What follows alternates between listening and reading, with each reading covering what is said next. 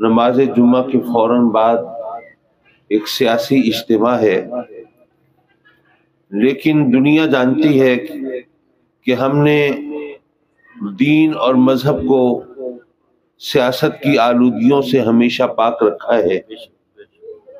وہ وقت جب میں خود ملتان سے الیکشن لڑ رہا تھا، اس وقت شاہی عیدگاہ ملتان میں جب میں جمعے کی تقریر کرتا تھا تو کبھی کوئی سیاست کا رنگ اس خطاب میں نہیں آنے دیا، اور وہی بات جو دین اور مذہب کے حوالے سے، اصلاح احوال کے حوالے سے، معاشرے کی بہتر تشکیل کے حوالے سے میں ہمیشہ کرتا تھا، میں نے اسی انداز کو اپنایا اور اسی سلسلے کو جاری رکھا۔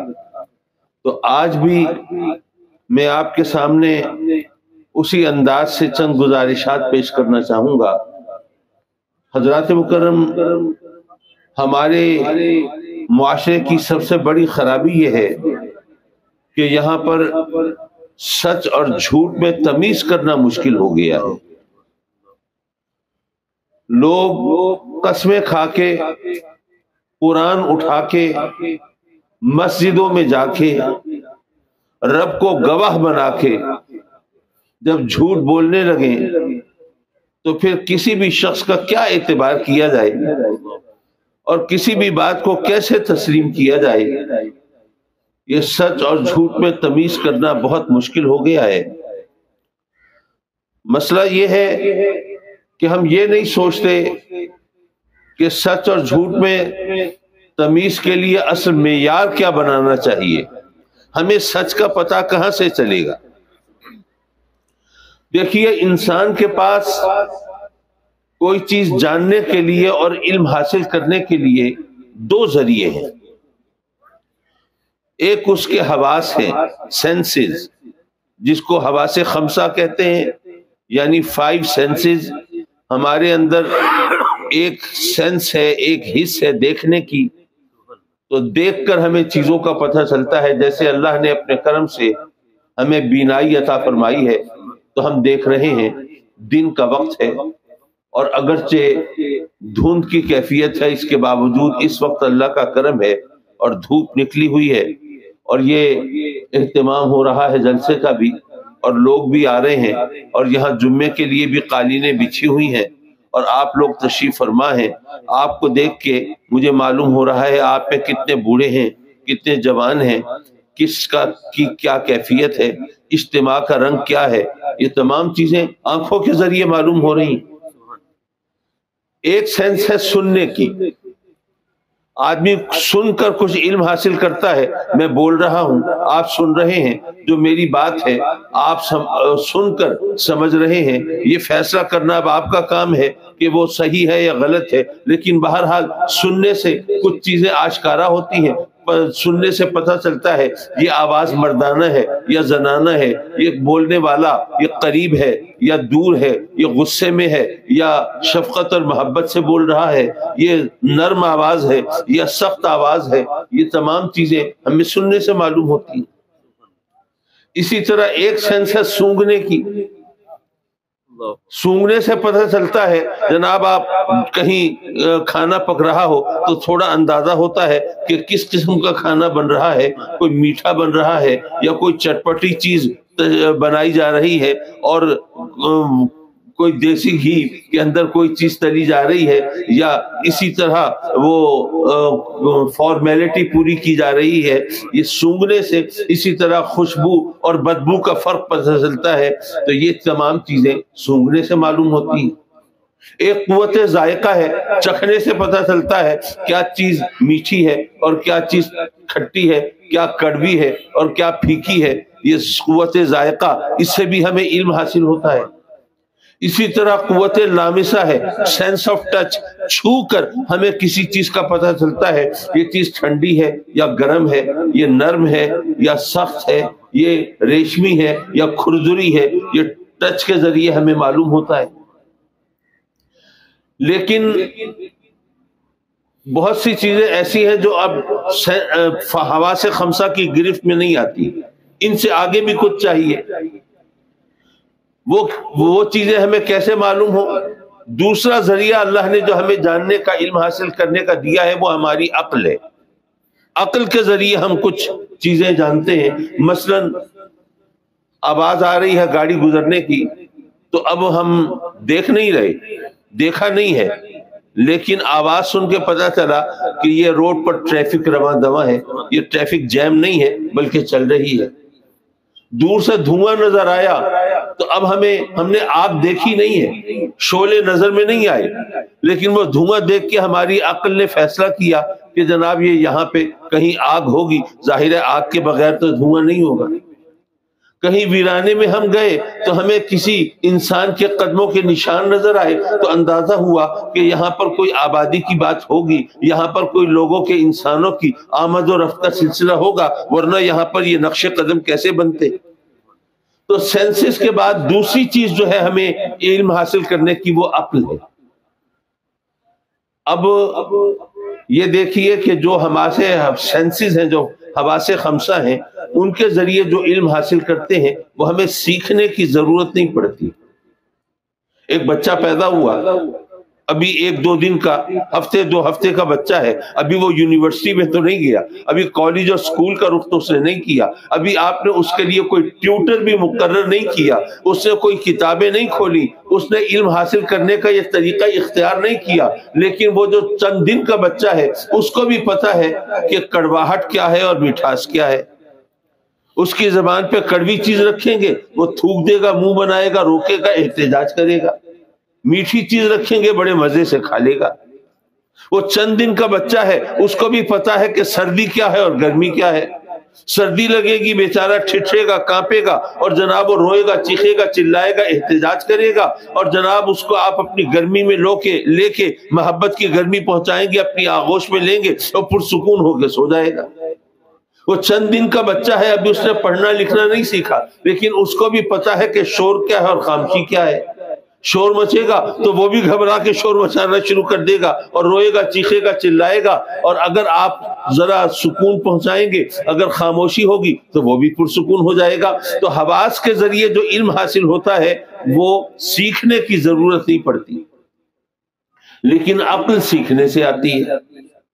کوئی سکھائے گا کہ 2 اور 2 4 ہوتے ہیں، کوئی بتائے گا کہ نیلا اور پیلا رنگ ملا دیا جائے تو سبز رنگ بن جاتا ہے۔ عقل سیکھنے سے آتی ہے۔ ہم نے عقل سیکھی کس سے سیکھی؟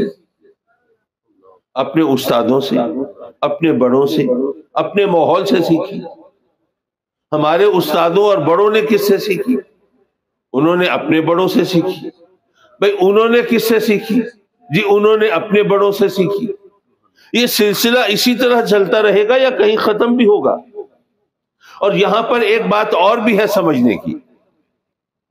دیکھیے بات یہ ہے کہ ہمارے حواس، سینسز غلطی کرتے ہیں۔ آپ نے دیکھا ہوگا کہ رات کو آپ جا رہے ہیں، بچے کو سیر کرا رہے ہیں موٹر سائیکل پہ، 14ویں کا چاند نکلا ہوا ہے، بچہ ترنگ میں آتا ہے، آ کے کہتا ہے ابو دیکھیں کتنا مزہ آ رہا ہے، چاند بھی ہمارے ساتھ ساتھ سیر کر رہا ہے، چل رہا ہے۔ اسی وقت سڑک کے کنارے کوئی شیخ الحدیث صاحب اپنے چاہنے والوں کے درمیان کھڑے ہیں، بچے کی بات سن کے ہنس پڑتے ہیں۔ دیکھو بچے بھی کتنے سیدھے سادے سے ہوتے ہیں، بے وقوف سے ہوتے ہیں۔ کہتا ہے چاند ہمارے ساتھ چل رہا ہے، دیکھو چاند تو ہمارے ساتھ کھڑا ہے۔ اب بتائیے ان میں کون سچا ہے کون جھوٹا ہے؟ دونوں آنکھوں سے دیکھ کر بتا رہے ہیں۔ پتہ چلا کہ ہماری آنکھ غلطی کرتی ہے۔ بخار کے عالم میں بعض اوقات چیزیں کڑوی اور بدمزہ محسوس ہوتی ہیں۔ دودھ پیا، اس کا ذائقہ خراب لگا، لیکن پھر ہمیں بتایا کہ نہیں، دودھ بدمزہ نہیں ہے، دراصل اپنے منہ کا ذائقہ خراب ہے۔ اسی طرح مجھے یاد ہے ہم اسکول میں پڑھتے تھے تو ہماری ٹیچر آئی، شیشے کا گلاس آدھا پانی سے بھرا ہوا لائے اور لا کے میز پہ رکھ دیا، جیب سے پینسل نکالی، پوچھا بچوں بتاؤ یہ پینسل سیدھی ہے یا ٹیڑھی ہے؟ ہم بچے بھی ہنسنے لگے، ہماری ٹیچر بھی مذاق کر رہی ہیں، پینسل بھی کبھی ٹیڑھی ہوتی ہے۔ جب وہ انہوں نے گلاس میں ڈالی، کہا کہ اب دیکھو تو جس جگہ سے گلاس میں پانی میں ڈوبی تھی وہاں سے وہ ٹیڑھی ہے۔ ہم حیران پریشان، یہ کیا ہوا، پینسل ٹیڑھی کیسے ہو گئی؟ انہوں نے پھر نکال لی پانی سے، اب دیکھو اب تو سیدھی ہے، پھر ڈالی گلاس میں، اب دیکھو۔ ہم سوچنے لگے ہماری ٹیچر کوئی جادو سیکھ کے آئی ہے۔ اب یہ تو اگلی کلاسز میں جب ہم گئے اور وہاں پر وہ فزکس میں لائٹ کا چیپٹر پڑھا اور اس میں ریفریکشن آف لائٹ کا وہ قانون پڑھا، اور اس میں پتہ چلا کہ جب روشنی ایک میڈیم سے دوسرے میڈیم میں ٹریول کرتی ہے تو ایک خاص زاویے پہ مڑ جاتی ہے، وہ روشنی کی شعاعوں کے مڑنے کی وجہ سے وہ چیزیں جو آدھی ڈوبی ہوئی ہوں وہ ٹیڑھی نظر آتی ہے، نظر ٹیڑھی آتی ہے، ہوتی نہیں ہے ٹیڑھی۔ یہ فزکس کا قانون تو بعد میں پڑھا، یہ سائنسی حقیقت تو بعد میں پتہ چلی، یہ پہلا سبق یہ ملا کہ ہمیشہ آنکھ پر اعتبار نہیں کرنا چاہیے۔ ہمارے حواس غلطی کرتے ہیں، پھر ہمیں سچ کا پتہ کیسے چلے؟ یار لوگوں نے کہا کہ جناب کمال ہے، آنکھ غلطی کرے گی تو کیا فرق پڑتا ہے؟ بھئی آپ عقل مند ہیں، آپ کی عقل جو ہے وہ آنکھ کی غلطی پکڑ لے گی، عقل بتا دے گی کہ چاند نہیں چل رہا، سواری چل رہی ہے، عقل بتا دے گی کہ پینسل ٹیڑھی نہیں ہوئی، نظر ٹیڑھی آ رہی ہے۔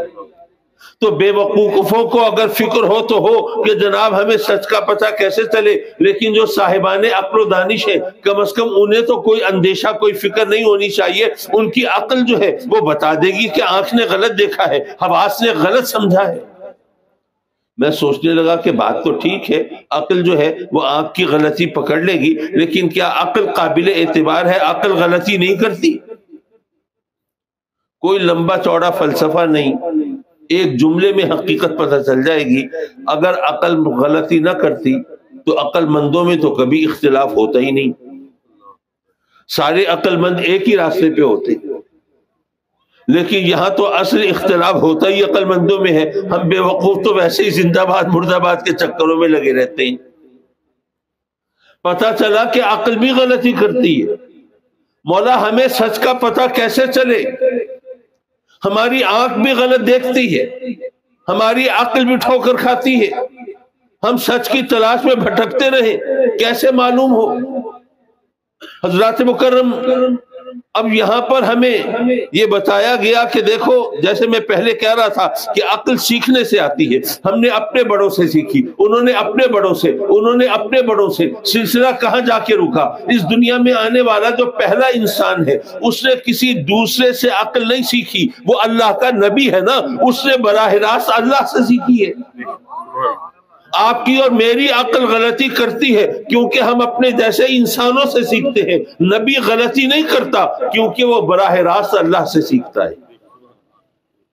حضرات مکرم، اسی لیے رب کائنات نے فرمایا یا ایھا الذین آمنوا، اے ایمان والو، اتقوا اللہ، اللہ سے ڈرو، وکونوا مع الصادقین، اور سچوں کے ساتھ ہو جاؤ۔ میں سوچنے لگا کہ میں اگر اپنے بچوں کو نصیحت کروں، ان کو تلقین کروں، ان کو سچ کی اہمیت اجاگر کر کے بتاؤں اور یہ بتاؤں کہ دیکھو بیٹے سچ بولنا، سچوں کے سچ کا راستہ اختیار کرنا، اگر جھوٹ بولو گے تو جھوٹ کا پول کبھی نہ کبھی کھل ہی جاتا ہے اور آدمی پھر ذلیل ہوتا ہے، رسوا ہوتا ہے۔ اس لیے ہمیشہ سچ کے راستے پہ رہنا، سچ بولنا۔ مولا ہم تو اپنے بچوں کو تلقین کرتے ہیں کہ سچ بولنا، لیکن تو نے یہ نہیں کہا کہ سچ بولو، تو نے فرمایا سچوں کے ساتھ ہو جاؤ۔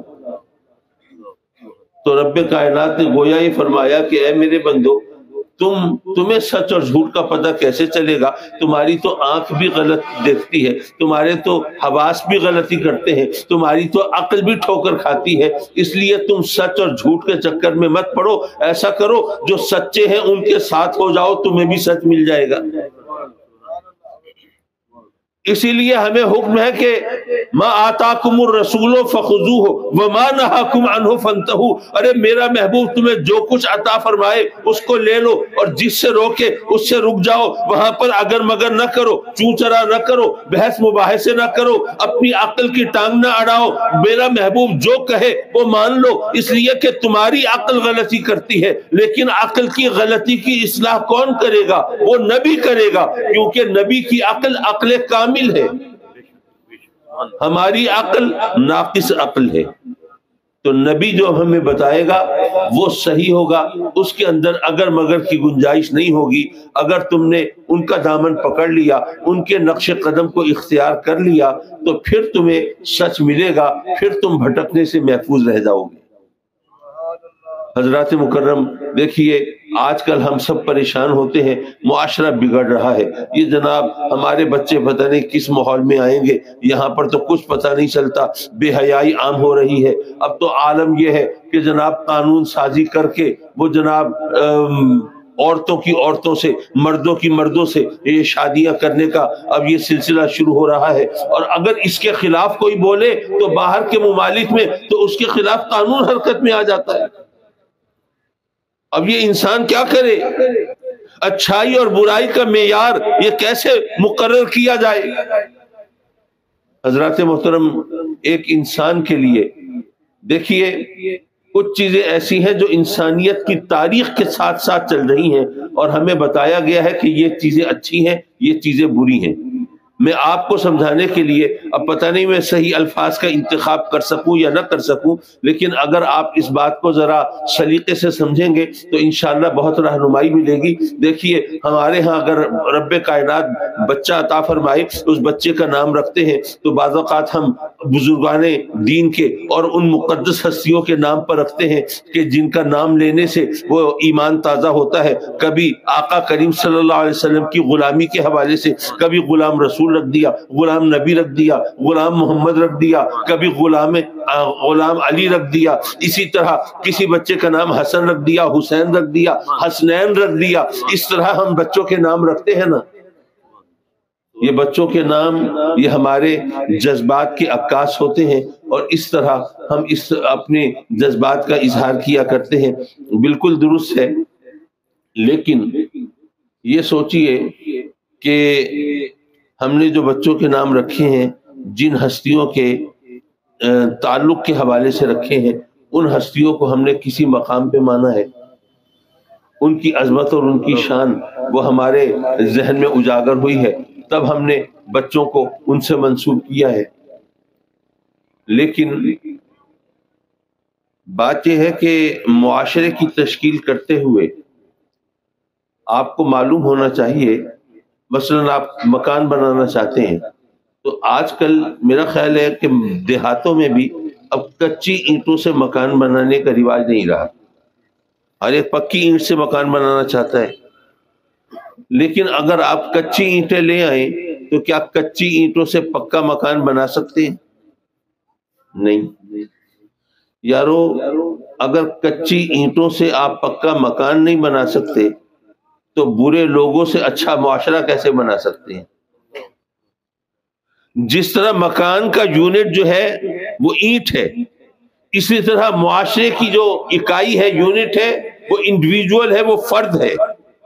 تو ہم فرد کو اگر ہم بنیاد بنائیں تو یہ ہمیں معلوم ہونا چاہیے کہ جب تک ہم اچھے افراد نہیں پیدا کریں گے اس وقت تک ہم اچھا معاشرہ تشکیل نہیں دے سکیں گے۔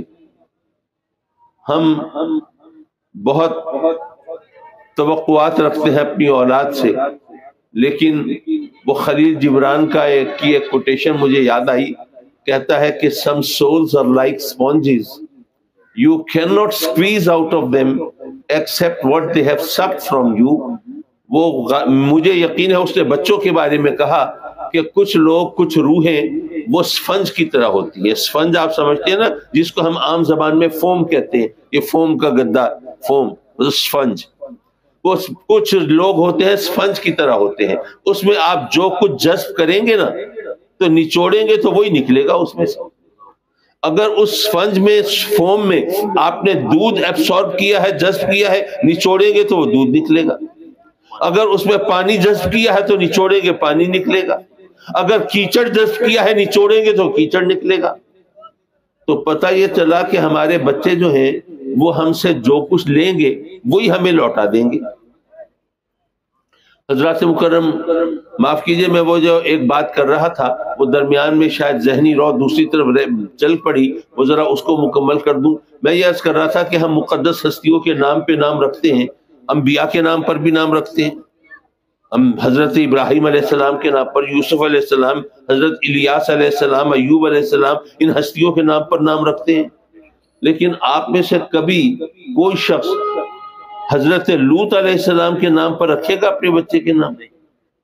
وہ بھی تو اللہ کے نبی ہیں، وہ صاحب عظمت نبی ہے، قرآن مجید میں ان کی عظمت و شان کا ذکر مذکور ہے، لیکن ان کے نام پر ہم اپنے بچے کا نام نہیں رکھتے، حالانکہ ان کی عظمت و شان میں اگر کوئی ذرا ادنا سا تصور، غلط خیال ذہن میں لائے، وہ دائرہ ایمان سے خارج ہو جائے گا۔ نبی کی شان میں گستاخی تو ایمان سے محروم کر دیتی ہے، لیکن ان کے نام پہ ہم نام کیوں نہیں رکھتے؟ وہ اس لیے کہ وہ قوم لوط کے حوالے سے جو ایک برائی وہ ذکر کی جاتی ہے، تو وہ ہمارا بچہ بڑا ہوگا تو لوگ اس کو مذاق بنا دیں گے، اس لیے ہم ان کے نام پہ نام نہیں رکھتے۔ تو ذرا سوچو، جس برائی کی وجہ سے ہم اپنے بچے کا نام ایک نبی کے نام پر رکھنے کا تصور نہیں کر سکتے، اسی برائی کو اگر جائز قرار دے دیا جائے، اسی برائی کو ہمارے اوپر گویا مسلط کر دیا جائے اور کہا جائے کہ نہیں جناب یہ چیز تو ٹھیک ہے، نہیں، وہ میں عرض کر رہا تھا کچھ چیزیں ایسی ہیں جو انسانیت کی تاریخ بتاتی ہے کہ انسان، اچھے لوگوں نے کبھی اس کو قبول نہیں کیا۔ اگر قوم لوط کے اس برائی کا ذکر ہوتا ہے تو اس کو کبھی بھی ایکسیپٹیبل تو نہیں مانا گیا، قابل قبول تو تسلیم نہیں کیا گیا، اس کا مذاق ہی اڑایا گیا، اس کی برائی کو ہی سامنے رکھا گیا۔ تو پتہ یہ چلا کہ ہمیں یہ چیز پیش نظر رکھنی چاہیے۔ حضرات مکرم، یہ برائی بہرحال برائی ہے، لیکن برائی کا پیمانہ، اچھائی اور برائی کا پیمانہ کیا ہے؟ ہم دیکھتے ہیں کہ کچھ چیزیں آج کے زمانے میں اگر اچھی سمجھی جاتی ہیں تو پہلے زمانے میں وہ بری سمجھی جاتی تھی۔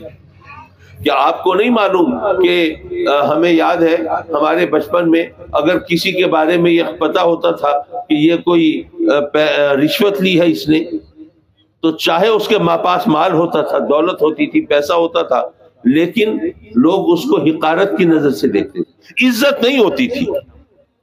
اسی طرح محلے میں کوئی غریب ہوتا تھا، مفلس ہے، نادار ہے، لیکن لوگوں کو پتا ہے کہ متقی ہے، پارسا ہے، نمازی ہے، تو اس کی عزت ہوتی تھی، اس کی غربت کے باوجود کوئی اس کو حقارت کی نظر سے نہیں دیکھتا تھا۔ یہ چند برس پہلے تک یہ اچھائی اور برائی کے پیمانے ہمارے سامنے تھے، لیکن آج عالم یہ ہے کہ ہم نے ہر چیز کو فراموش کر دیا ہے، ہم نے عزت اور ذلت کو بھی سونے اور چاندی کے ترازو میں تولنا شروع کر دیا ہے۔ جس کے پاس مال ہے وہ صاحب عزت ہے، چاہے اس نے حرام ذریعے سے کمایا ہے، چاہے اس نے نہ جانے کتنے برے طریقوں سے کمایا ہو، جس کو معاشرے میں انتہائی نفرت سے دیکھا جاتا ہو، چاہے ان طریقوں سے کیوں نہ کمایا ہو، لیکن چونکہ اس کے پاس مال ہے اس لیے ہم نے اس کو عزت دینا شروع کر دی ہے۔ لیکن اگر ہم عزت اور ذلت کا حقیقی پیمانہ اگر اللہ رسول کے احکام کے مطابق پیش نظر رکھیں تو یقیناً ہمارے لیے یہ اچھائی اور برائی کو تسلیم کرنا بھی آسان ہو جائے گا۔ اور معاف کیجئے، آج جو یہ سٹیج جس مقصد کے لیے سجایا جا رہا ہے اور جو جلسہ ہو رہا ہے اس میں فیصلہ کرنا بھی آسان ہو جائے گا۔ اب ہمارا عالم یہ ہے کہ جناب جب سیاست کی بات ہوتی ہے تو ہم کہتے ہیں نہیں اگر اس کے اندر یہ خرابی ہے نا، اگر وہ پیسے لیتا ہے، اگر اس نے مال بنایا ہے، اگر اس نے حرام خوری کی ہے، اگر اس نے قومی خزانے میں ہاتھ مارا ہے، تو سیاست میں تو یہ چلتا ہی رہتا ہے۔ ہمارا عام طور پر یہ طریقہ بن گیا ہے، سوچ کے زاویے بن گئے۔ لیکن اگر ہم باہر کے ممالک میں آپ دیکھیے برائیاں عام ہیں، لیکن وہ اپنے سیاستدان کے اندر اگر کوئی برائی دیکھے تو اس کو معاف نہیں کرتے، وہ اس کو قبول نہیں کرتے، وہ قانون اس کو کوئی سزا دے یا نہ دے، لیکن عوام خود اس کو ریجیکٹ کر دیتے ہیں۔ اور ہمارے ہاں سائنسدان، سیاست دانوں کے اندر وہ جناب کوئی برائی، وہ برائی سمجھی نہیں جاتی، نہیں یہ میدان سیاست ہے، یہاں یہ سب کچھ چلتا رہتا ہے۔ اگر ہم بھی یہ پیمانے وہیں پہ رکھیں، اچھائی اور برائی کو اسی طرح تسلیم کریں، تو یارو ہمارے لیے بھی یہاں پر یہ شکوے ختم ہو جائیں گے کہ جناب دیکھیے یہاں پر یہ قومی خزانے کی اس طرح لوٹ مار کی جا رہی ہے، جناب یہاں پر اس طرح یہ منمانی کی جا رہی ہے، اور یہاں پر حلال حرام کا فرق مٹایا جا رہا ہے۔ نہیں، ہم اللہ کے فضل و کرم سے ان نمائندوں کو چننا چاہتے ہیں، اور مجھے یہ اطمینان ہے کہ الحمدللہ جو لوگ میرے ساتھ چلتے ہیں ان کے دل میں یقین ہوتا ہے کہ نہیں، حامد سعید کا آدمی کچھ بھی کرتا ہو لیکن وہ حلال حرام کا فرق ضرور ملحوظ رکھتا ہوگا، صحیح اور غلط کا شعور اس کے اندر اس طرح اجاگر ہے کہ وہ غلط راہ پہ نہیں چلتا ہوگا۔ جن ہاتھوں نے اس کی پرورش کی ہے اور جس کی انگلی پکڑ کے اس نے چلنا سیکھا ہے اور جس نے اس کو بولنے کا سلیقہ سکھایا ہے، وہ ایسی ہستی ہے کہ اس نے یقیناً برائی کے راستے پر اس کو کبھی نہیں چلنے دیا ہوگا۔ تو اس لیے الحمدللہ جب لوگ ہمارے ساتھ چلتے ہیں تو اطمینان کے ساتھ چلتے ہیں۔ حضرات مکرم، میں چونکہ اب تقریباً 1:45 ہونے والے ہیں تو میں اپنی گفتگو کو زیادہ آگے نہیں بڑھاتا، بس یہ اتنا عرض کروں گا آیہ کریمہ کے حوالے سے کہ رب کائنات نے فرمایا کہ اے میرے بندو، تمہیں کیا پتا کہ سچ کیا ہے اور جھوٹ کیا ہے، تم ایسا کرو جو سچے ہیں تم ان کے ساتھ ہو جاؤ۔ اگر آپ غور کریں تو سورہ فاتحہ میں بھی ہمیں یہ سبق دیا گیا ہے۔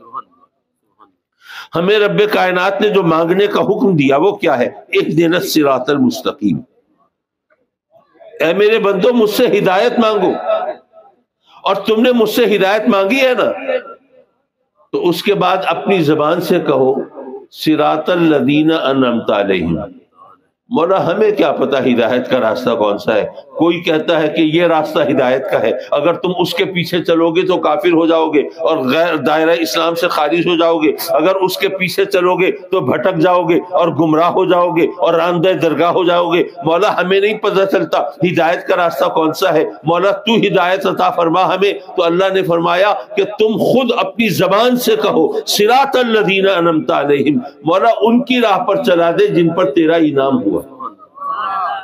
اللہ نے ہمیں اتنے آسان طریقے سے یہ ہدایت عطا فرمائی ہے کہ اس سے زیادہ آسان طریقہ ہو نہیں سکتا۔ اس پہ ذرا تھوڑا سا غور کرنے کی ضرورت ہے۔ دیکھیے میں آپ کی خدمت میں عرض کرتا ہوں کہ فرض کیجئے آپ کا کوئی عزیز، کوئی رشتہ دار، کوئی لاہور ایئرپورٹ پہ اس نے اترنا ہے، آپ یہاں سے اس کو ریسیو کرنے کے لیے جاتے ہیں۔ اب آپ کے پاس اپنی گاڑی ہے، اپنی سواری ہے، اپنا ڈرائیور ہے، آپ یہاں سے لاہور کے لیے چلتے ہیں۔ اب آج کل تو خیر وہ سائن وغیرہ لگے ہوئے ہوتے ہیں، ان کو دیکھ کے رہنمائی لی جا سکتی ہے، لیکن فرض کیجئے کہ وہ سائنز نہیں لگے ہوئے، وہ کوئی اس طرح کی راہبری آپ کو میسر نہیں ہے۔ اب آپ جب لاہور شہر میں انٹر ہونے لگے تو آپ نے گاڑی روکی، ڈرائیور سے کہا کہ بھئی ذرا لوگوں سے پوچھو کہ ایئرپورٹ کہاں ہے۔ اب وہ جناب گئے، بتایا کہ جی ہم خان بیلہ سے آ رہے ہیں اور ہم نے ایئرپورٹ جانا ہے، ہمارے عزیز آ رہے ہیں، ذرا ہمیں راستہ بتا دیں۔ لوگوں نے سوچا کہ یار اتنے 100 میل سے یہ آ رہا ہے، چلو اس کو صحیح طور پہ راستہ بتا دیا جائے، بیچارہ پریشان نہ ہو۔ آپ کو کہا کہ دیکھیے جناب آگے جائیے، آپ کو سامنے راؤنڈ اباؤٹ نظر آ رہا ہے نا، اس کو سیدھا کراس کر لیجئے، آگے فلاں چوک آئے گا، اس سے فلاں روڈ نکل رہی ہوگی، اس پہ آ جائیے گا، پھر آگے ایک فلائی اوور آئے گا، اس کے اوپر سے گزر جائیے گا، پھر ایک راؤنڈ اباؤٹ آئے گا، اس سے یوں مڑ جائیے گا، اور پھر ایک اور فلائی اوور آئے گا، اس کے اوپر نہیں جائیے گا، نیچے سے گزر جائیے گا۔ آپ کو راستہ بتاتا رہا، آپ سن کے حیران پریشان۔ میں خان بیلہ سے آیا ہوں، وہاں نہ راؤنڈ اباؤٹ ہیں اتنے، نہ وہاں پہ فلائی اوورز ہیں، نہ وہاں پہ اتنے چوک ہیں، نہ اتنی روڈز ہیں، نہ اتنی سڑکیں ہیں، نہ اتنے راستے ہیں۔ یارو یہ مجھے اتنے 100 میل طے کر کے آیا کھڑا ہوں، اب یہ 5-10 کلومیٹر کی بات رہ گئی ہے، خدا کے واسطے مجھے ایئرپورٹ پہنچا دو۔ آپ کی پریشانی دیکھ کر ایک بندہ آپ کے پاس آیا، کہنے لگا بہت پریشان ہو، ایئرپورٹ جانا ہے، اچھا ایسا کرو یہ میں اتفاق سے مجھے بھی ایئرپورٹ جانا ہے تو تم میرے پیچھے چلے آؤ، تمہیں سیدھا ایئرپورٹ پہنچا دوں گا، تمہیں جگہ رک کے راستہ پوچھنے کی ضرورت نہیں ہے، سڑکوں کے نام پڑھنے کی حاجت نہیں ہے، راؤنڈ اباؤٹ سے کدھر مڑنا ہے اس فکر میں مبتلا ہونے کی بھی کوئی تک نہیں ہے، فلائی اوور کے اوپر سے گزرنا ہے یا نیچے سے جانا ہے یہ بھی استخارہ کرنے کی حاجت نہیں، بس اتنا کرنا اپنی گاڑی میری گاڑی کے پیچھے رکھنا، ادھر ادھر مت ہو جانا، سیدھے ایئرپورٹ پہنچ جائیں گے۔ یارو اس سے آسان کوئی راستہ ہو سکتا ہے؟ اللہ نے بھی فرمایا کہ اے میرے بندو تمہیں ہدایت چاہیے نا، تمہیں کیا پتا ہدایت کا راستہ کون سا ہے، ایسا کرو میرے جو انعام یافتہ بندے ہیں ان کے پیچھے چل پڑو، تمہیں بھی ہدایت مل جائے گی۔ صراط الذین انعمت علیہم۔ حضرات مکرم، اب انعام یافتہ بندے کون ہیں یہ اب ہمارے لیے فیصلہ کرنا مشکل تھا، تو رب کائنات نے فرمایا کہ اے میرے بندو اس بارے میں بھی فکر نہ کرو، اس بارے میں بھی میں تمہیں رہنمائی دے دیتا ہوں کہ میرے انعام یافتہ بندے کون ہیں۔ وَمَن يُطِعِ اللَّهَ وَالرَّسُولَ فَأُولَٰئِكَ مَعَ الَّذِينَ أَنْعَمَ اللَّهُ عَلَيْهِم مِّنَ النَّبِيِّينَ وَالصِّدِّيقِينَ وَالشُّهَدَاءِ وَالصَّالِحِينَ۔ میرے انعام یافتہ بندے کون ہیں؟ وہ انبیاء کرام ہیں، وہ صدیقین ہیں، وہ شہداء ہیں، وہ صالحین ہیں۔ میرے یہ انعام یافتہ بندے ہیں، ان کے پیچھے چلو گے تو تمہیں ہدایت ملے گی۔ تو حضرات مکرم، ہمیں بہت سیدھا سا راستہ مل گیا، اب ہمارے لیے کوئی پریشانی نہیں۔ ہم نبیوں کے پیچھے چلیں، ہم ولیوں کے پیچھے چلیں، ہم صدیقین، شہداء اور صالحین کے پیچھے چلیں، ان کے نقش قدم کو اختیار کریں تو ہمیں ہدایت مل جائے گی۔ لیکن اگر ہم نے ولیوں اور نبیوں اور صدیقین، شہداء، صالحین پر تنقید کرنا شروع کر دی، ان میں کیڑے نکالنا شروع کر دیے، ان پر باتیں بنانا شروع کر دی، تو ظاہر ہے کہ پھر ہمیں ہدایت کہاں سے ملے گی۔ اس لیے یہ ہمارے لیے معیار ہے، اس معیار کو اپنائیں گے تو یہ دنیا بھی ہماری اور وہ دنیا بھی ہماری۔ رب کائنات اپنے کرم سے ہمیں سیدھے سچے راستے پہ رکھے۔ اب میں آپ سے درخواست کروں گا کہ آپ جلدی سے سنتیں ادا کر لیجئے، پھر خطبہ پڑھتے ہیں اور نماز ادا کرتے ہیں۔ الحمدللہ الذی جعل یوم الجمعۃ سید الایام ولا نعبد ولا نستعین الا ایاہ وهو الذي فرض عليكم صلاة الجمعة بقوله إذا نودي للصلاة من يوم الجمعة فاسعوا إلى ذكر الله وذروا البيع ذلكم خير لكم إن كنتم تعلمون أما بعد فأعوذ بالله من الشيطان الرجيم بسم الله الرحمن الرحيم لقد من الله على المؤمنين إذ بعث فيهم رسولا من أنفسهم يتلو عليهم آياته ويزكيهم ويعلمهم الكتاب والحكمة وإن كانوا من قبل لفي ضلال مبين وقال الله تبارك وتعالى هو الذي أرسل رسوله بالهدى ودين الحق ليظهره على الدين كله وكفى بالله شهيدا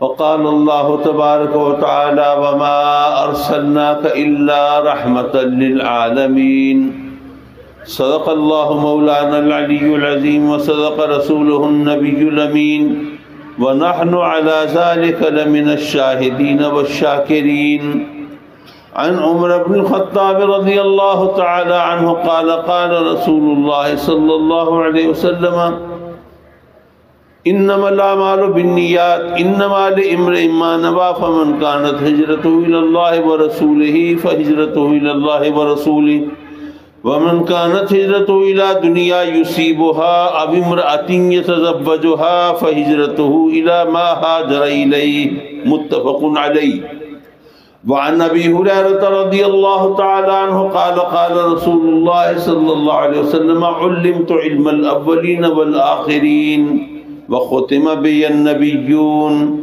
وقال رسول الله صلى الله عليه وسلم لو كنت متخذا خليلا غير ربي لاتخذت أبا بكر خليلا وقال رسول الله صلى الله عليه وسلم لو كان بعدي نبي لكان عمر وقال رسول الله صلى الله عليه وسلم أنا ضامن لعثمان الجنة وقال رسول الله صلى الله عليه وسلم يا علي اما ترضى ان تكون مني بمنزلة هارون من موسى الا انه لا نبي بعدي وقال رسول الله صلى الله عليه وسلم ان الحسن والحسين سيدا شباب اهل الجنة وهما ريحانتا من ريحان الجنة وقال رسول الله صلى الله عليه وسلم ان الفاطمة بضعة مني فمن آذاها فقد آذاني وقال رسول الله صلى الله عليه وسلم عليكم بسنتي وسنة الخلفاء الراشدين المهديين تمسكوا بها وعضوا عليها بالنواجذ وقال رسول الله صلى الله عليه وسلم إن مثل أهل بيتي كسفينة نوح من ركبها نجا ومن تخلف عنها غرق وقال رسول الله صلى الله عليه وسلم كلمتان خفيفتان على اللسان ثقيلتان في الميزان حبيبتان إلى الرحمن سبحان الله وبحمده سبحان الله العظيم بارک اللہ لنا ولکم فی القرآن والاحادیث والذکر الحکیم انہ تعالی جواد کریم قدیم ملک بر رؤوف الرحیم۔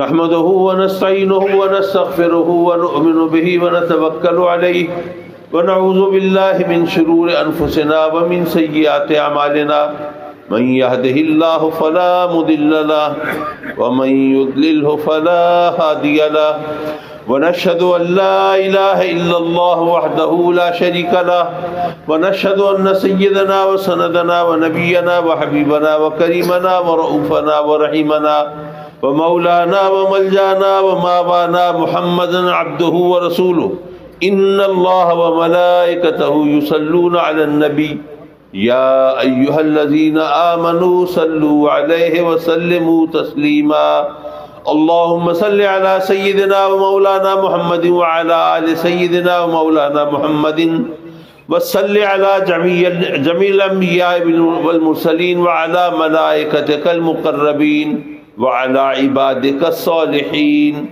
خصوصا على أفضل البشر بعد الأنبياء بالتحقيق أمير المؤمنين وإمام الصادقين سيدنا أبي بكر الصديق رضي الله تعالى عنه وعلى مظهر العجائب والغرائب وعلى مظهر العجائب والغرائب اسد الله الغالب امیر المؤمنین و امام الارجعین سیدنا علی بن ابی طالب کرم اللہ تعالی وجہہ وعلى الامامین الہمامین السعیدین الشہیدین ابی محمد الحسن و ابی عبد اللہ الحسین رضی اللہ تعالی عنہما وعلى امہما سیدۃ النساء فاطمۃ الزہراء رضی اللہ تعالی عنہا وعلى عمائه الشريفين المعظمين المكرمين المطهرين من الدنس والارجاس ابي عمارة الحمزة وابي الفضل العباس رضي الله تعالى عنهما